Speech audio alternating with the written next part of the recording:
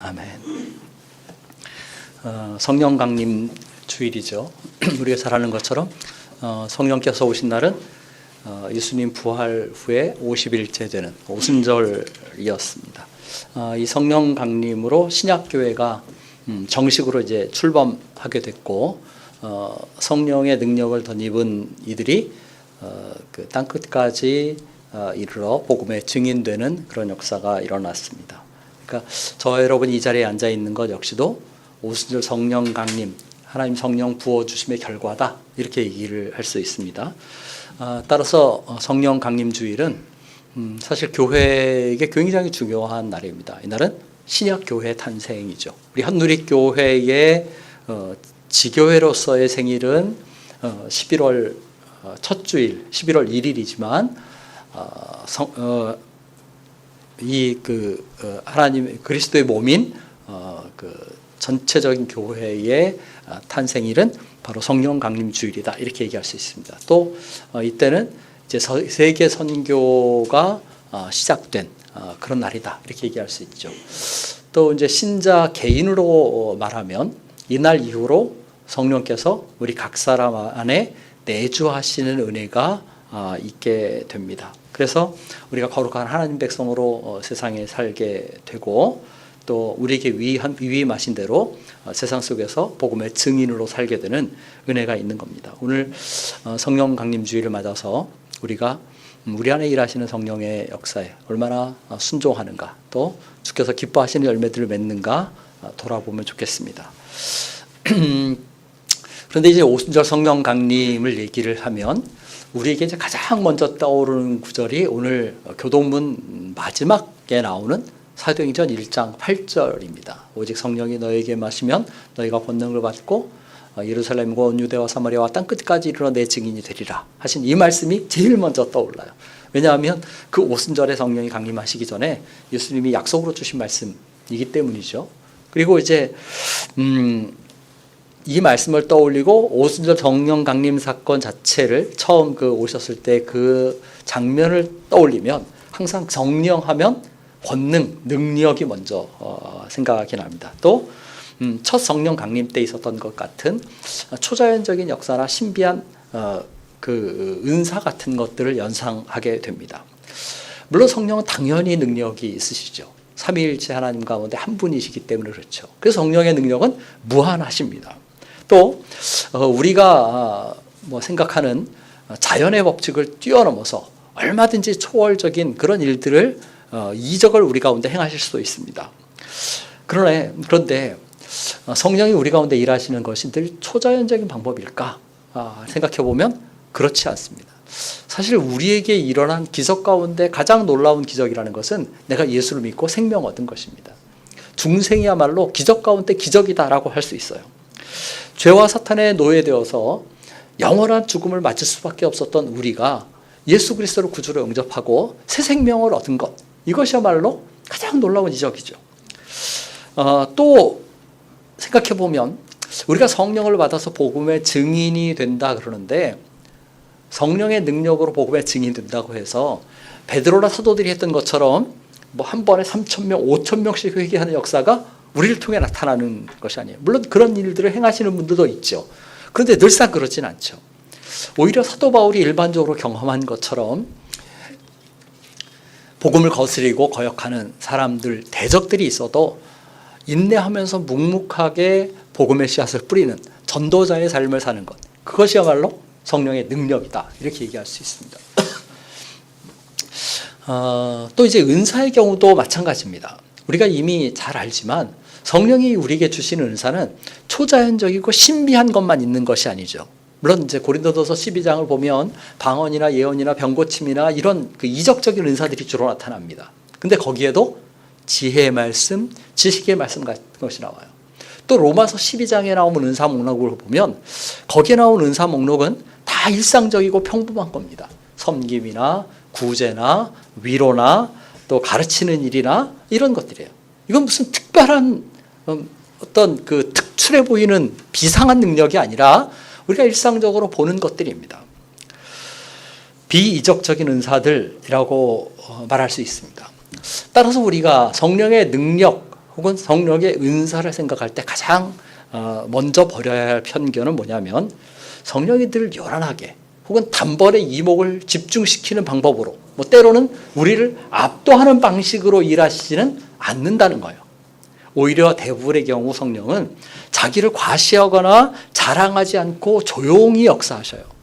그래서 어떤 분들은 성령에 대해서 말하기를 성령은 거룩한 수줍음을 지니신 분이다 그렇게 얘기를 합니다. 또 어떤 분들은 성령을 가리켜서 얼굴이 없는 인격이다 이렇게 얘기해요. 성령이 인격체이시기지만 자신의 얼굴을 드러내 보이시지 않는다는 거예요. 자기를 감추시고 나타내시지 않는다는 겁니다. 실제로 우리가 거듭난 후에 우리 안에서 일하시는 성령을 보면 성령을 늘 은밀하게 일하셔요. 성령이 우리 안에 내주하시지만 우리가 오감으로 성령의 존재를 내주하시는 그 존재를 감지하며 사는 것이 아닙니다.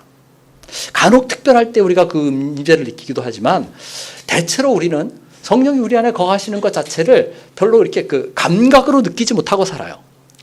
그래서 그리스도인들 가운데 어떤 분들은 과연 성령이 내 안에 계실까? 안 계실까? 이렇게 의문을 품는 사람들이 대부분이에요. 여러분들의 경우는 어떤지 모르겠습니다. 자, 그러면 이렇게 질문할 수 있죠. 성령이 우리 안에 거하신다는 것을 어떻게 할 수 있을까요? 우리가 잘 아는 것처럼 성령은 예수 그리스도의 영이고 하나님의 영이죠. 또 성령은 진리의 영이고 말씀의 영이죠. 그러니까 우리가 하나님을 아버지로 고백할 때 성령이 우리 안에 거하시는 것을 알 수 있습니다.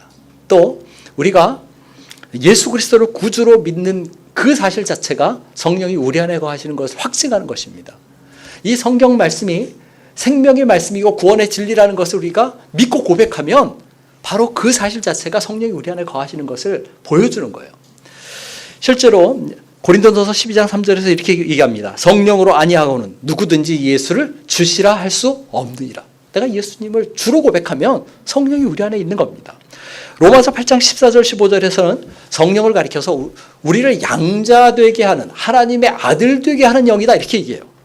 무릇 하나님의 영으로 인도함 받는 사람은 곧 하나님의 아들이라. 너희는 다시 무서워하는 종의 영을 받지 아니하고 양자의 영을 받았으므로 우리가 아빠 아버지라 부르느니라 라고 말합니다. 또 에베소서 1장 13절 보면 이런 말씀도 있어요. 그 안에서 그리스도 안에서 너희도 진리의 말씀 곧 너희의 구원의 복음을 듣고 그 안에서 또한 믿어 약속의 성령으로 인치심을 받았다 이렇게 말합니다. 그 말씀을 믿고 성령이 우리 안에 보증으로 인치심으로 거하신다 그렇게 얘기합니다. 자, 이 말씀들이 가르쳐주는 게 뭡니까? 내가 예수 그리스도를 구주로 고백하면 성령이 내 안에 계신다는 거예요. 내가 하나님을 아버지라고 부르고 고백한다면 성령이 내 안에 계신다는 겁니다. 내가 성경을 구원의 진리로 하나님의 약속으로 받아들이면 이미 내 안에 성령이 계신다는 거예요. 그러므로 우리가 성령이 내 눈에 보이지 않는다고 성령의 내주를 의심하지 말아야만 합니다. 내 귀에 음성을 들려주셔야만 내가 내 안에 계심을 믿겠습니다. 그렇게 때를 쓰지도 말아야 돼요. 내가 확신할 수 있도록 어떤 이적이나 신비한 현상으로 드러내 보여주십시오 라고 매달리지도 말아야만 합니다. 우리가 신앙생활을 하면서 하나님의 부재나 성령의 부재를 느끼는 것은 사실은 우리의 생각이나 우리의 느낌일 뿐이에요. 그건 우리의 감정일 뿐입니다. 어떤 분은 오히려 이렇게 얘기합니다. 우리가 성령의 부재를 느끼는 것 혹은 하나님의 부재를 느끼는 것은 그 사실 자체가 하나님이나 성령이 우리 안에 거하신다는 반증이다 이렇게 얘기를 해요. 아까 요한복음 14장 말씀을 묵상할 때도 제가 읽었고 또 교동문에서도 읽었어요. 그런데 예수님이 보혜사 진리의 성령을 너희에게 주시겠다라고 말씀하시면서 뭐라고 말합니까? 그 성령이 영원토록 너희와 함께 거하실 것이다. 그런데 너희 안에 거하실 것이다. 이렇게 얘기를 합니다. 그러니까 한 번 내 안에 들어오신 성령님은 어때요? 결코 우리를 떠나시거나 버리시는 법이 없어요. 이 성령의 내주에 대한 흔들림 없는 확신을 저와 여러분이 갖고 사시기를 바랍니다. 그래야 우리가 성령의 일하심에 조금 더 민감해질 수 있고 성령님 기뻐하시는 열매들을 맺을 수가 있습니다.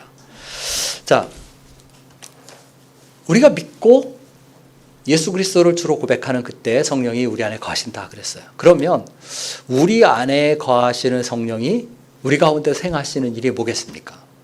그냥 들어와 계신 것이 아니라 어떤 목적이 있으시기 때문에 우리 안에 거하시는 거겠죠. 성령이 우리 안에 행하시는 일은 굉장히 많이 있죠. 앞서 말한 것처럼 하나님의 명령과 뜻에 순종할 능력을 주시기도 하고, 말씀을 깨닫게도 하시고, 때로는 우리를 위로하시기도 하고, 또 우리의 기도를 도우시기도 하고, 여러 가지 그 일들을 하십니다.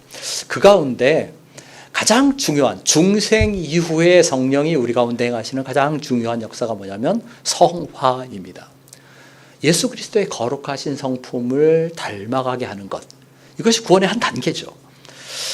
오늘 우리가 읽은 갈라디아서 5장 22절 이하에 나오는 성령의 열매, 이것이 바로 성화의 어떤 그 측면이죠. 성령이 우리 안에 그리스도의 거룩한 성품을 일으키셔서 예수 그리스도를 닮아가게 하시는 결과로 나타나는 것, 그것이 성령의 열매입니다. 자, 이 성령의 열매는 우리가 다 익숙히 다 알아요. 그런데 이 사랑부터 절제까지 바울이 열거하는 이 9가지는 모두 인격적이고 도덕적이고 품성적인 것입니다. 그러니까 특별히 이것은 예수 그리스도의 성품이에요. 그러니까 성령이 우리 안에 일하시면 누구를 닮게 돼 있어요? 예수님을 닮게 되어 있습니다. 성령이 우리 안에 일하시면 우리가 그리스도 안에서 살아가는데, 그 성숙한 사람은 어떤 사람이냐면 성령의 열매를 맺는 사람이라는 거예요. 그러니까 어떤 사람이 믿음 있는 사람인가, 어떤 사람이 믿음이 성숙한 사람인가, 그것은 바로 성령의 열매가 나타나는 사람, 그리스도의 거룩하심을 닮은 사람이라고 말할 수 있습니다. 그런데 이제 이 성령의 열매를 생각할 때 우리가 조심할 게 하나가 있습니다. 우리는 성령의 열매를 9가지 이렇게 보통 얘기를 합니다. 표현을. 그러니까 기억하기 쉽게. 근데 사실은 성령의 열매라는 표현을 보면 열매라는 말이 단수로 되어 있어요. 그러니까 이것은 성령의 열매들이 아니죠. 그러니까 하나의 열매인데 그 안에 뭐가 있는 거예요? 9가지의 특성들이 있는 것입니다. 그러니까 성령의 열매는 하나인 거예요. 다만 그 한 가지 열매가 9가지 측면을, 9가지의 특징을 지니고 있는 것입니다.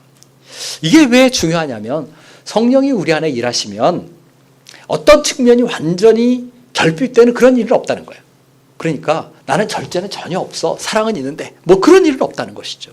나는 온유한데 나는 오래 참음은 없어, 이렇게 얘기할 수 없다는 것입니다. 물론 우리의 삶에 경험적으로 우리가 보게 되면 어떤 측면이 좀 부족하게, 모자라게 나타나는 경우들이 있어요. 그죠? 절제가 부족해, 나는 오래 참음이 부족해, 나는 신실함이 부족해, 이렇게 얘기할 수 있어요. 그런데 만약에 이 성령의 9가지 열매 중에 어떤 한 부분이 내가 좀 모자라는 것 같다, 그런다면 어떻게 해야 되겠습니까? 그것이 더욱더 드러나도록 해야 되죠. 그래야만 이 성령의 열매가 우리 가운데서, 우리의 삶 속에서 온전한 모습으로 그렇게 맺혀지게 되는 것입니다. 자, 한 가지 더 유념할 것은 뭐냐면 이 성령의 열매가 품성의 열매지만 그것은 내면에 국한된 것이 아니에요. 열매라는 말 자체가 겉으로 드러나 보이는 거잖아요. 그것처럼 이것이 내면의 변화에서 시작하지만 사실은 어디에서 드러나요? 사람들과의 관계 속에서, 우리의 삶의 태도와 행동 속에서 드러나 보이는 것들이라는 겁니다. 내면의 변화가 외부로 표출되는 것입니다. 알 수 있게 나타나 보여요. 그러니까 저 사람은 성령이 거하신다는 걸 뭘로도 알 수 있냐면 그 안에, 그 사람의 삶 속에 성령의 특성이 나타나느냐 하는 것을 보면 알 수 있죠.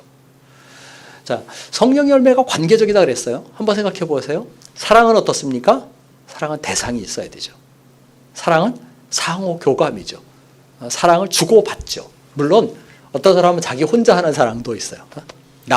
자기에 대한 사랑도 있죠. 그러나 그것은 온전한 사랑이라고 말할 수 없습니다. 내가 누군가를 사랑하고 누군가의 사랑받는 것, 그것이 온전한 사랑이에요. 그럼 기쁨은 어떻습니까? 내 안에 있는 기쁨이나 나 혼자 하는 기쁨도 있지만 내 기쁨이 누군가를 향해 표현될 때 그것이 더 아름답죠. 또 내가 누군가를 기뻐하는 것도 있어요. 하나님을 기뻐하고 또 다른 상대들을 기뻐합니다. 화평의 경우는 더더욱 그렇습니다. 우리 안의 평안을 말할 수 있지만 가장 중요한 것은 하나님과의 평화죠. 그래서 하나님과 원수된 것이 깨어지고 그러므로 어떻게 돼요? 사람과의 평화가 이루어지죠. 그래서 화평이야말로 관계적인 거예요. 오늘 이 성령의 9가지 열매, 그러니까 9가지 특성, 그 면면들을 살펴보면 전부 다 그렇게 되어 있습니다. 그러니까 우리가 서로를 대하는 태도에서, 방식에서 이 열매가 드러난다. 그렇게 얘기할 수 있습니다. 어떤 분들은 이걸 설명할 때 3개씩 3그룹으로 설명해요. 그래서 말하자면 처음 3가지, 사랑과 희락과 화평은 하나님을 향한 특성이다. 이렇게 얘기를 합니다.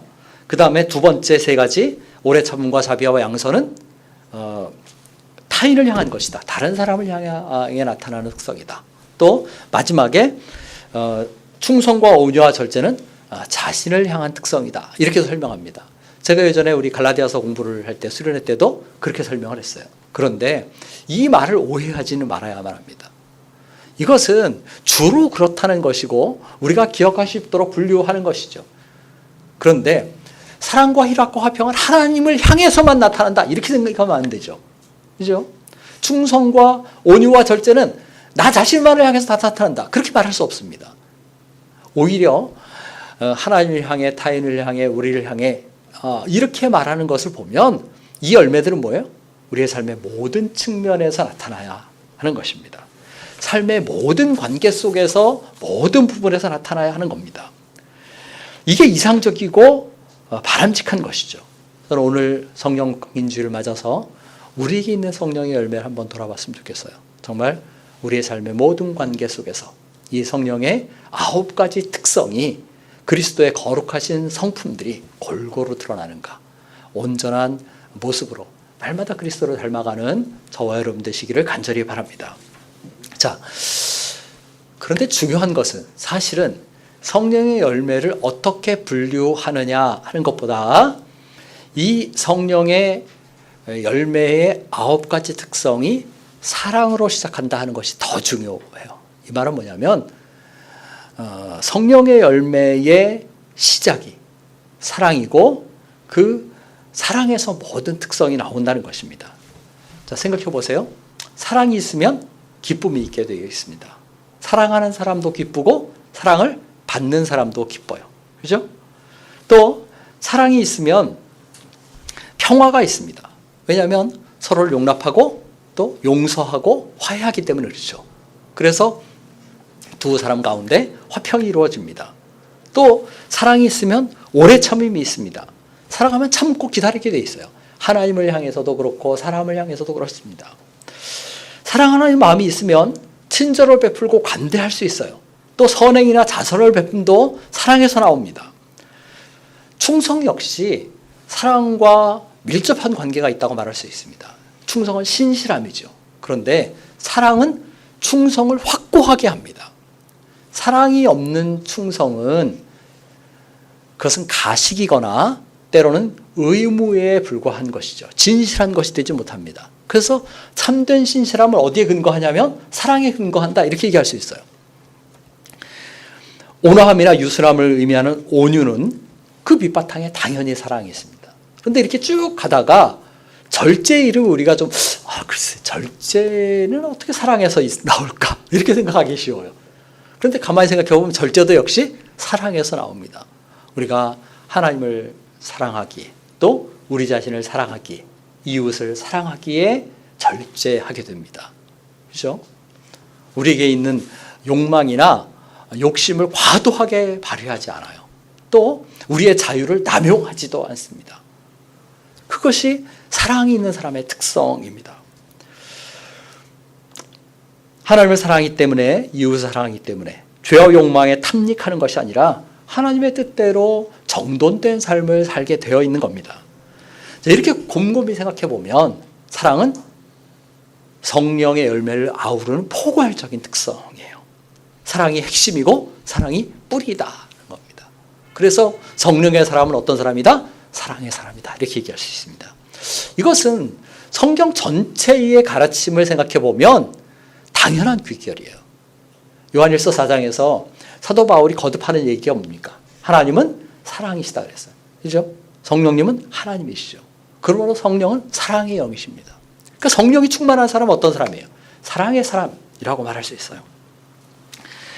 그 사랑이신 성령이 우리 안에 거하시면 사랑의 특성이 또 사랑으로 말미암는 성품의 열매들이 골고루 맺히게 되어 있습니다. 오늘 성령 강림 주일에 우리에게 있는 성령의 열매를 다시 한번 점검하면 좋겠습니다. 우리에게는 사랑에서 비롯되는 이런 모든 특성들이 삶의 모든 관계의 모든 부분에 골고루 나타나는가, 그것을 다시 한번 돌아봐야겠습니다. 자, 이제 마지막으로 하나 해결할 게 있어요. 그게 뭐냐면 오늘 설교의 제목을 제가 그러니까 성령의 열매를 맺읍시다 이렇게 잡았어요. 자, 그런데 이 성령의 열매는 삶의 모든 관계 속에서 골고루 드러난다 그랬습니다. 그런데 이것을 성령의 열매라고 부르죠. 이 말은 무슨 얘기냐면 성령이 맺게 하시는 열매라는 겁니다. 그럼 좀 어폐가 있어 보이죠. 이 열매를 맺으시는 분이 누구예요? 내 안에 계시는 성령님이세요. 그런데 우리가 성령의 열매를 맺읍시다 이렇게 말하면 그거 뭔가 앞뒤가 안 맞는 것 같은 그런 느낌을 받아요. 그런데 아까 제가 얘기할 때 성령의 열매가 우리 안에 맺혀지는 것, 이것은 성화의 역사다 그렇게 얘기했습니다. 그런데 성화는 흔히 말하기를 신인 협력 사역이라고 말합니다. 그러니까 말하자면 하나님과 우리가 함께하는 일이에요. 그러니까 우리 안에 계신 성령과 우리 자신이 동역해서 이루어가는 역사라는 것입니다. 그러니까 우리를 거룩하게 하시는 그리스도의 사역은, 또 성령의 사역은 성령과 우리가 파트너가 돼서 동역자가 돼서 하는 일이죠. 그런데 파트너인 내가 성령님께 협조하지 못하면 어떻게 됩니까? 그 사역이 온전하게 이루어지지 않아요. 더구나 우리 안에 거하시는 성령은 온유하신 성령이에요. 우리가 자주 찬양하는 것처럼 겸손하신 영입니다. 그래서 우리를 강압하거나 휘어잡아서 억지로 끌고 가지 않으셔요. 오히려 우리 안에서 우리를 설득하시고 권면하십니다. 그리고 우리가 성령의 음성에, 하나님의 말씀에 적극적으로 순종하기를 기다리십니다. 여러분의 경우는 어떤지 모르겠지만 저는 오랜 신앙생활을 하면서 제 경험 속에서 그것을 느껴요. 제 안에 뿌리가 깊은 그 죄의 관성이나 경향성을 느낄 때마다 자주 좌절합니다. 그런데 그때마다 드는 생각이 뭐냐면 성령님이 나를 좀 이렇게 확 휘어잡아서 일거의 이런 불순종과 죄를 그냥 끊어내 주셨으면 얼마나 좋을까, 그렇게 기대합니다. 로마서 7장에서 바울이 고백하는 것처럼 오호라 나는 곤고한 사람이로다 라고 말하는 그런 경험을 너무 자주 하는 것이죠. 그런데 가만히 돌아보면 성령은 그런 식으로 일하시질 않아요. 내 기대처럼. 늘 제가 의지적으로 순종하기를 기다리십니다. 그리고 하나님의 말씀에 따라서, 하나님의 뜻에 따라서 내가 순종했을 때 내 안에 거룩하게 하는 역사를 행하시는 것을 봅니다. 로마서 6장에서 바울이 우리에게 하는 권면이 뭡니까? 우리가 누구에게 자신을 드리느냐에 따라서 우리가 그 대상의 종이 된다 이렇게 얘기하죠. 우리가 죄에게 자신을 드리느냐 아니면 의에게 나를 드리느냐에 따라서 죄의 종이 되기도 하고 의의 종이 되기도 한다는 거예요.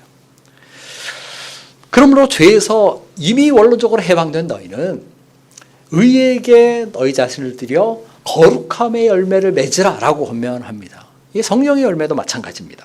우리가 성령에게 순종해야 성령이 내 안에서 열매를 맺으시는 거예요.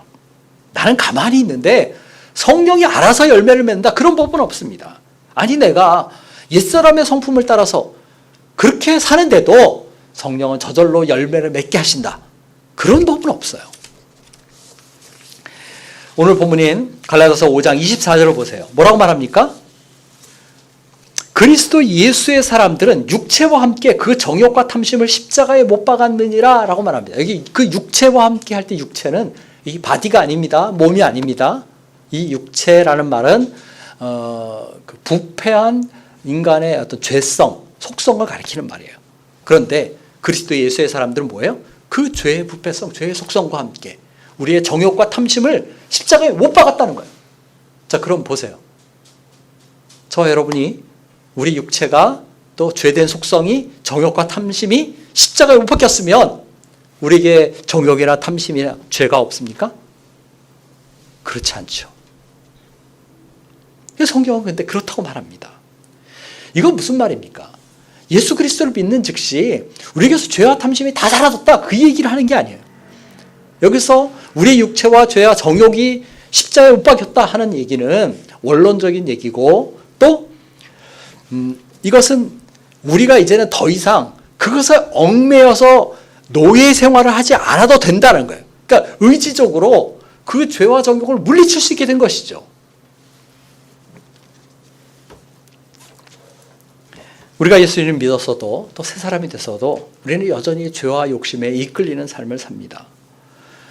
죄와 정욕의 지배에서 그 미치는 영향력에서 완전하게 벗어나지 못했어요.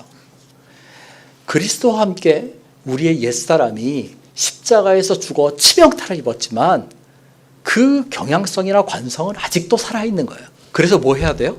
매일 우리의 옛사람을, 그 부패한 그 옛사람의 속성을 부인하고 십자가에 못 박는 일이 오늘도 있어야 하는 겁니다. 에베소서에서 바울이 말하는 것처럼 옛사람을 벗어버리고 새 사람을 입는 일을 끊임없이 계속 해야 돼요. 이미 새 사람이 됐지만 그 옛 성품들을 내어버리는 일을 해야 한다는 것입니다. 그래서 오늘 본문에 앞서 나오는 말씀에서 바울이 길게 언급하는 게 뭐예요? 육체의 소욕입니다. 죄의 속성들에 대해서, 죄의 열매들에 대해서 쭉 얘기를 해요. 그러면서 5장 16절에 하는 얘기가 뭡니까? 내가 이르노니 너희는 성령을 따라 행하라. 그리하면 육체의 욕심을 이루지 아니하리라 하는 것입니다. 자, 이 말씀 반대로 생각해 보세요. 만약에 우리가 육체의 욕심을 따라 행하면 어떻게 됩니까? 성령의 열매를 맺지 못하게 되는 것입니다. 그러므로 성령의 열매를 어떻게 해야 맺을까? 그 첫걸음은 뭡니까? 그것은 우리 옛사람을 죽이는 거예요. 이것은 마치 열매를 맺는 것을 방해하는 잡초를 제거하는 것과 같은 일입니다.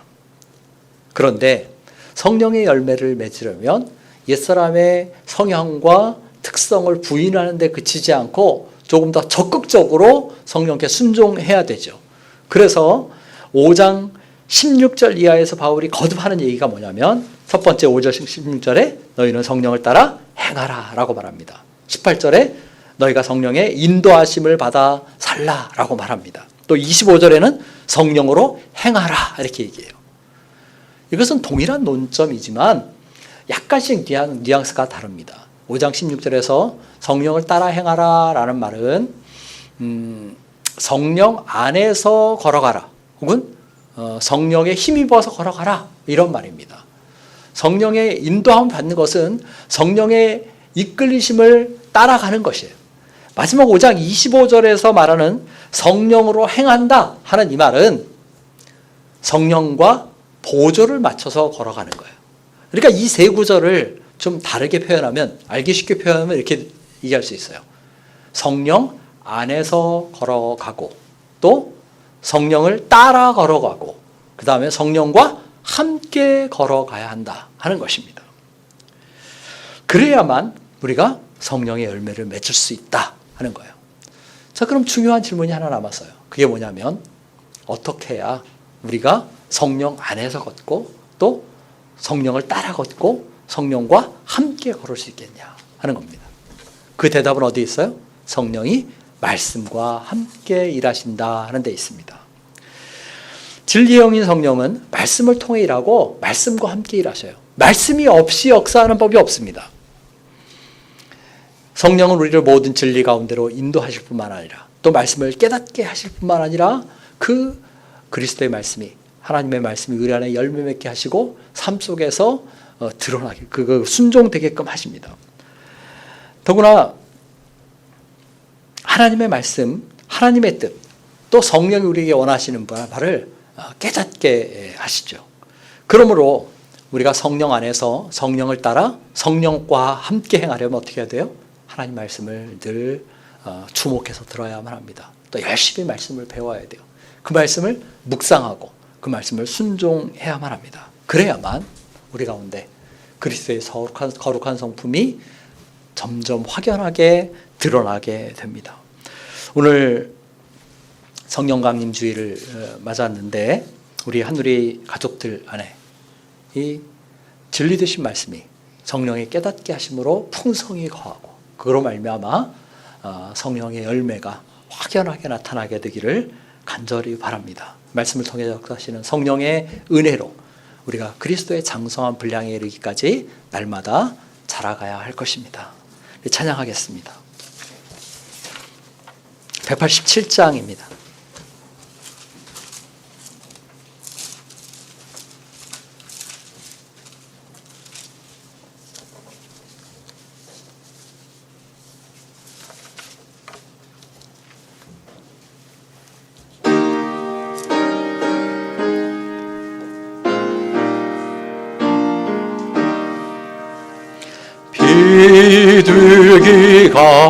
비둘기같이 온유한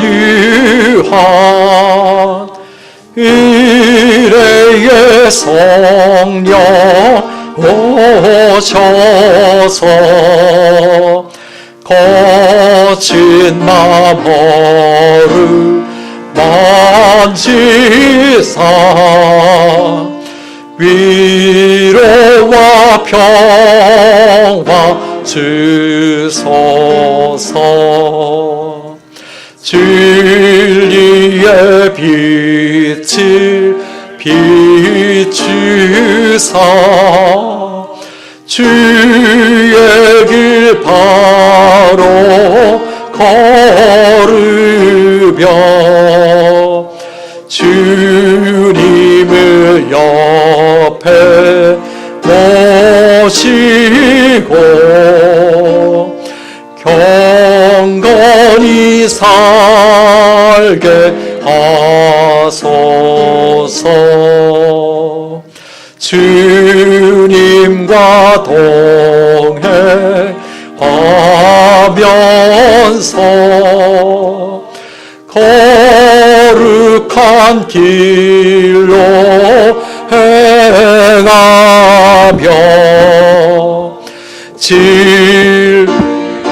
예수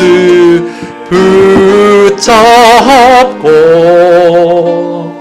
그르지 않게 하소서. 연약한 나를 도우사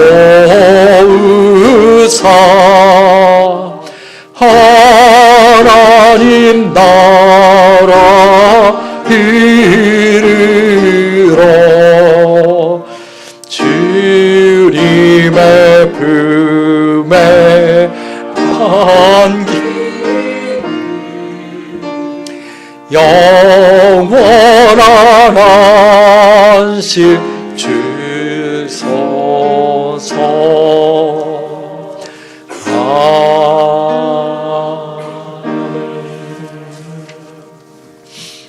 오늘 어떻게 하면 우리가 성령의 열매를 맺을 것인가에 대해서 얘기를 했는데 그 성령의 열매의 9가지 특성을 오늘 낱낱이 설명하지는 않았지만 한번 우리 자신을 돌아봤으면 좋겠습니다. 내게 있는 성령의 열매는, 내가 드러내 보이는 성령의 열매는 정말 그 9가지의 특성을 골고루 잘 가지고 있는가, 또 이것이 우리의 삶 속에 확연하게 관계 속에서 또 특별히 삶의 태도에서 행동에서 그렇게 드러나는가 하는 것을 묵상하면 좋겠습니다. 성령님 은혜를 주셔서 우리로 거룩한 그리스도의 성품을 담게 하옵소서라고 간구하겠습니다. 무엇보다 진리 되신 그리스도의 말씀을 깨달아 날마다 그리스도의 장성한 분량까지 자라가게 하옵소서, 이렇게 기도하겠습니다. 오늘 말씀 생각하면서 다 같이 기도합니다. 하나님 아버지 감사합니다. 은혜의 성령, 진리의 성령을 우리에게 주셔서 예수 그리스도를 알게 하시고 복음을 믿어 생명 얻게 하실 뿐만 아니라 날마다 그리스도 안에서 자라가게 하시니 감사합니다. 온유하신 성령, 겸손하신 성령, 사랑의 여신 성령을 따라 우리가 사랑의 사람 되게 하옵소서. 온유한 사람 되게 하옵소서. 인내하며 절제하며 삶 속에서 신실함을 드러낼 모인 우리를 되게 하옵소서. 하나님과 맺은 평화로 사람들 가운데 평을 자라나는 평화의 사람들 되게 하옵소서. 우리의 삶 속에 이 성령의 열매의 9가지 특성이 골고루 나타나게 하시고 무엇보다 관계 속에서 그리스도의 어떠하심을 드러내는 우리들 되도록 주님 붙잡아 주시옵소서. 아버지, 그러기 위해 날마다 말씀을 묵상하게 하시고 깨닫게 하시는 성령으로 말미암아 진리 가운데서 매일 자라가는 우리 한누리 가족들 되도록 주님 붙잡아 주시옵소서. 오늘도 주 안에서 예배하게 하시고 또한 기쁨 누리게 하시니 감사합니다. 하나님, 우리를 붙잡아 주시고 제 이름에 함께 하옵소서.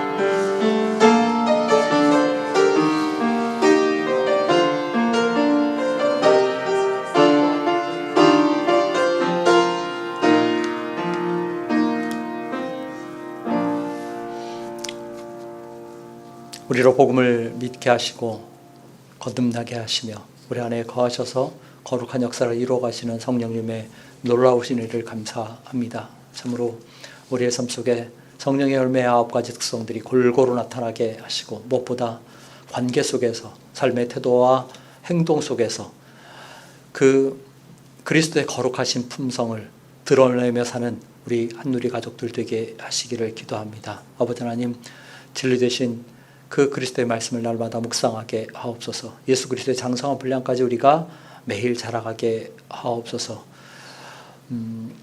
도우시고 위로하시는 성령을 힘입어 주의 능력으로 감사하며 인내하며 기쁨 가운데 살게 하옵소서. 오늘도 주 안에서 함께 예배하게 하시니 감사합니다. 우리가 드린 찬양과 경배를 받으실 뿐만 아니라 드린 물질을 받으시는 것을 인해 감사합니다. 이 작은 물질이 복음과 하나님 나라를 위해 사용되게 하시고 선한 일에 유용하게 쓰이게 하옵소서. 드린 손길마다 복을 주시옵소서. 오늘 이 자리에서 예배하는 이들과 또한 가정에서 주께 예배하는 모든 한누리 가족 가운데 하늘의 풍성한 위로를 주님 주시옵소서. 섬기는 모든 일 가운데 감사함이 넘치게 하시기를 원하옵고 예수 그리스도 이름으로 기도합니다. 아멘.